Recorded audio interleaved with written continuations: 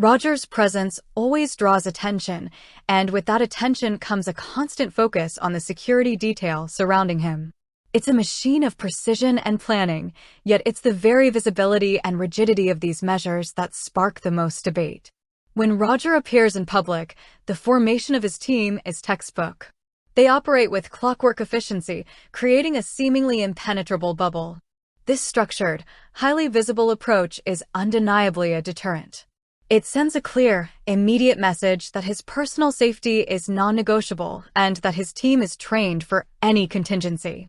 For many observers, this display of preparedness is the gold standard.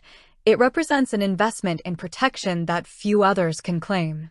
They see the tight perimeter and the coordinated movements and nod in approval, believing that such a powerful individual deserves and necessitates such a robust shield.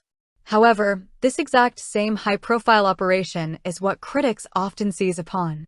The argument is simple: overt security is vulnerable security. By making the protective measures so obvious, does it not invite scrutiny and, worse, a focused attempt to breach it? Critics suggest that the constant, massive show of force can be counterproductive. They argue for a more covert, adaptive, and less predictable strategy, a silent blanket of protection rather than an armored wall. This less is more philosophy suggests that blending in and utilizing subtle counter-surveillance is ultimately more effective than a conspicuous display. The debate hinges on two core philosophies.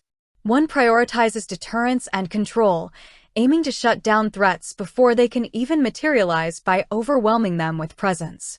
The other champions discretion and unpredictability, seeking to neutralize threats by making the target appear less accessible and harder to track.